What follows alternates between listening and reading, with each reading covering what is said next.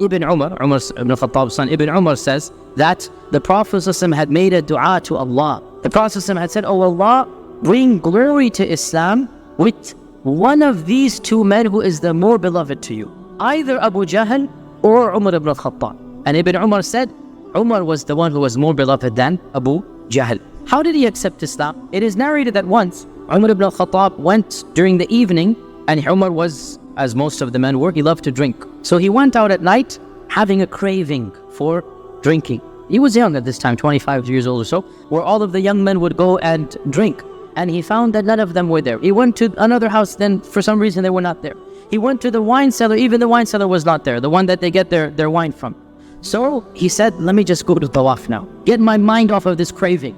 So he went at night to the Kaaba, and there are no lights, it's a dark place, and he heard the Prophet ﷺ reciting Quran. And alone, in the middle of the night basically, right, praying in front of the Kaaba, subhanAllah. And so Umar thought to himself, now is my time to beat him up, do something. Nobody's here, all alone. This is my time to basically get some revenge and do some dastardly deed, and nobody's gonna see me. So he quietly crept up behind the Prophet ﷺ, and obviously he's reciting Quran. What's gonna happen? He stopped and he began listening.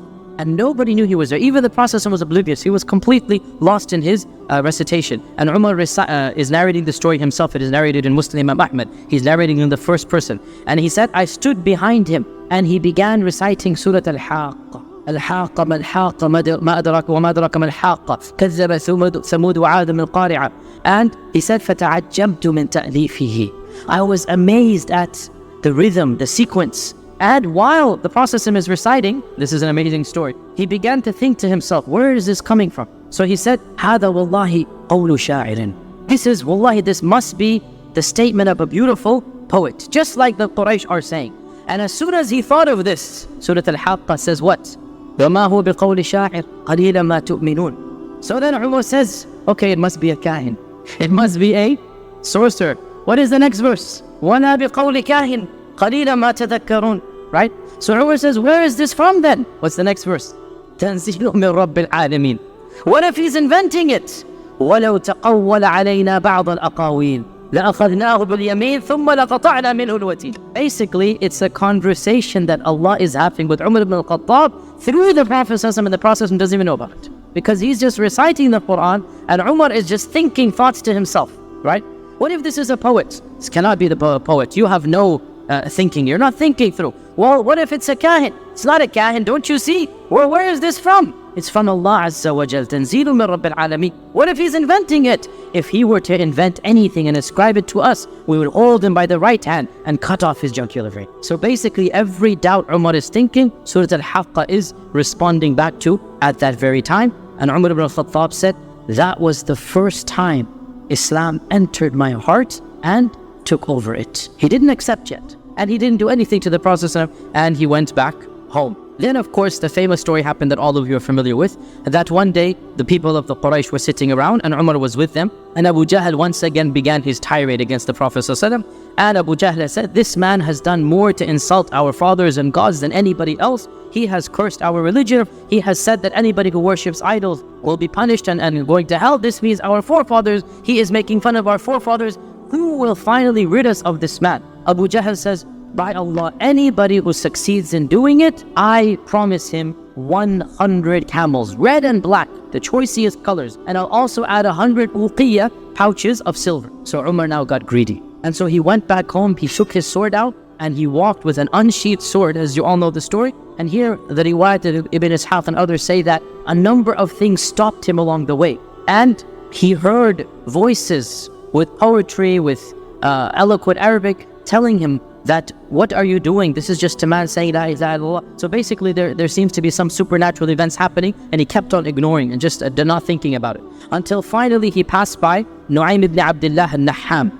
And Nu'aym ibn Abdullah had just accepted Islam, but he had not told anybody about it. And he saw Umar with this anger, with walking with the sword up and down the streets of Mecca. And he says, where are you going? Umar, what happened? And so Umar ibn al-Khattab said that enough is enough. We have been cursed too long and our ancestors have been ridiculed. I'm now going to kill this man, Muhammad. So of course, Nu'aym panicked. And so Nu'aym said, have you lost your mind, O Umar?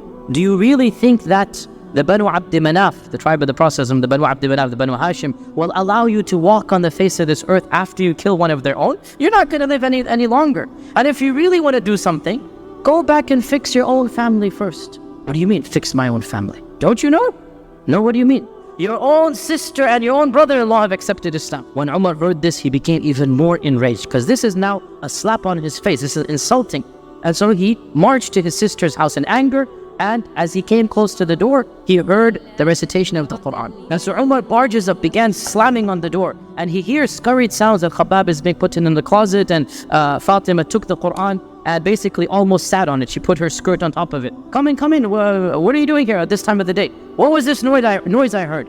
This humming and drumming, what was this? She said, no, you didn't hear anything. She goes, by Allah, I know what I heard.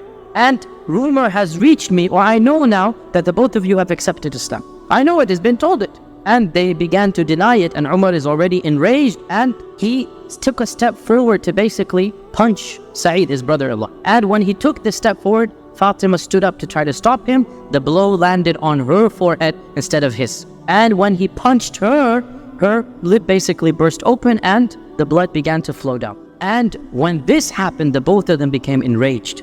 And they said, yes, so what? Do it as you please. We have accepted Islam and we believe in the Prophet ﷺ. Now when he saw the blood and he saw the sincerity, really that's all it is, the courage from both of them, again his heart softened. And again we see Umar had a harsh side and he had a soft side. And so when he saw his sister bleeding, again he calmed down. And he said, let me see what you are reading. And his sister got worried that, what do you mean? We don't want to give, because the Quran needs to be respected. We don't want to give you the Quran. He goes, no, I swear, I am not going to do anything except read the book. And Umar was one of the few who could read and write. So she said, as you know, that you are a mushrik, you are a pagan, and you are not allowed to touch the Quran until you have purified yourself. And so Umar said, let me quickly take a ghusl. He went to the corner of the house where they took it, and he took a ghusl and he came back and he read Taha, as you know, and Islam then entered his heart, and he knew that this was true. And so he asked Sa'id, where is the Prophet ﷺ now?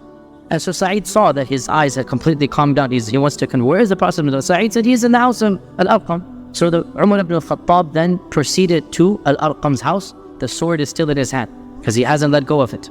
And he goes to the house of al-Arqam and he bangs on the door of al-Arqam's house. One of the Sahaba stand up to go see who it is, and he looks through the holes of the door and he sees Umar with the sword. And he comes back in trembling, says, Ya Rasulullah, Umar ibn al-Khattab is outside with the sword in his hand. And Hamza, of course, had just accepted Islam. He's in the room as well. So Hamza says, let him in. For if Allah wants good, he's going to accept Islam.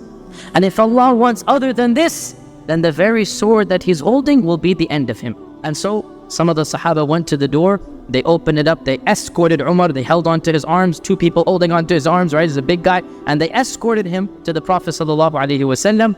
And he sat down in front of the Prophet ﷺ. Ibn Ishaq says, the Prophet ﷺ held onto his collar and dragged him closer to himself and said, Ya ibn al-Khattab, what are you doing here? Why did you come here? The Prophet ﷺ has no fear. And he says, therefore, by Allah, if you continue in this path, Allah will destroy you with a punishment. And this was when Umar said, Ya Rasulullah, I came to accept Islam, believe in Allah, and believe in you, and testify in the truth. Here the Prophet himself said, Allahu Akbar, so loud that everybody in Al-Arqam's house knew that Umar had accepted Islam. And this was when, after the conversion of Umar, they, for the first time publicly, went to the Kaaba and they prayed publicly for the first time. And they said that the riwayah says there were around 40 people. And the conversion of Umar, along with the conversion of Hamza, it most likely occurred in the month of Dhul Hijjah of the 6th year of the Da'wah. With these two conversions, the Quraysh really felt threatened.